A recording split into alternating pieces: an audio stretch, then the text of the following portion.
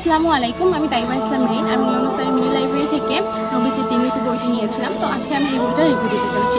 তো দিনলিপি দ্বারাই বোঝানো যায় কিন্তু আসলে এর অর্থটা কী, অর্থাৎ এই বইটা কী বিষয় নিয়ে। আসলে দিনলিপি বলতে একটা দিনের সম্পূর্ণ দিনের কার্যকলাপকে নির্দেশ করা হয়। তো এই বইয়ের মোহাম্মদ ইসলামের একটি দিনের একটি সম্পূর্ণ দিনের কার্যক্রমের কথা বিশ্লেষণ করা হয়েছে। তো তিনি কিভাবে তার সকাল হতো, কিভাবে তিনি ঘুম থেকে উঠতেন, তিনি প্রথমে কী করতেন, তারপর কি করতেন, এবং ঘুমোতে যাওয়ার পূর্ব পর্যন্ত তার যে কাজগুলো রয়েছে সেই কাজগুলো নিয়েই মূলত এই বইটা লেখা হয়েছে।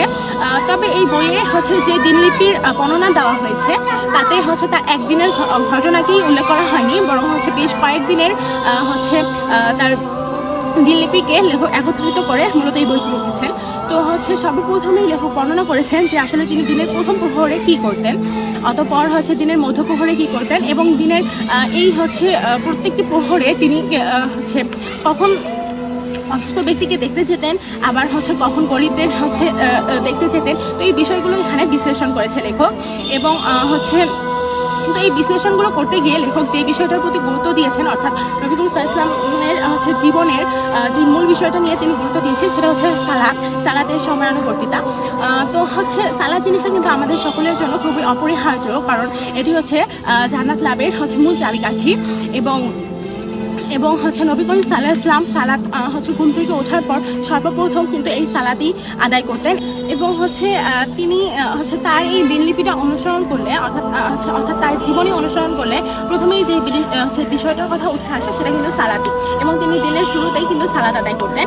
এবং ওই সালাতের আমাদের লেখক জানিয়েছেন যে মোহাম্মদ সাল্লাল্লাহু বলেছেন যে সালাত আমাদের জীবনে, অর্থাৎ আমাদের চোখের শীতলতা দান করে।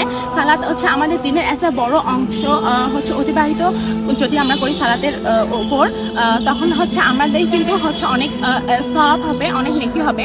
এবং পাশাপাশি সালাত যে আমাদের জন্য কতটা গুরুত্বপূর্ণ সেই বিষয়টা মূলত এই বই বিশ্লেষণ করেছে লেখক। এবং আমার মতে আমাদের প্রত্যেকের বইটা পড়া উচিত, কারণ এই বইয়ে নবীজি সাল্লাল্লাহু আলাইহি ওয়াসাল্লামের দিনলিপির কথা অনুসরণ করা হয়েছে। আমরা যার উম্মত তার দিনলিপি যদি আমরা অনুসরণ করতে পারি তাহলে অবশ্যই তার মতো আমরা আল্লাহর কাছে প্রিয় বান্দা হয়ে উঠবো। এবং এই বইয়ে আরও একটা বিষয় উল্লেখ করা হয়েছে যে নবী করিম সাল্লাল্লাহু আলাইহি ওয়াসাল্লাম এতটা পবিত্র হওয়া সত্ত্বেও তিনি দিনের প্রায় 100বারেরও বেশি তওবা করতেন।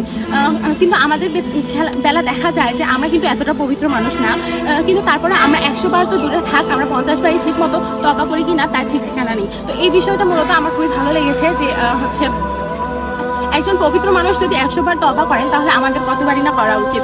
তো মূলত আমাদের সকলে এই বইটা পড়া উচিত, এবং এই বই থেকে আমাদের শিক্ষা নেওয়া উচিত যে আমরা আমাদের দিনটাকে কীভাবে সাজাবো, আমাদের দিনটাকে কীভাবে গোছাবো, এবং দিনের কোন কোন সময় আমরা কী কী কাজ করব।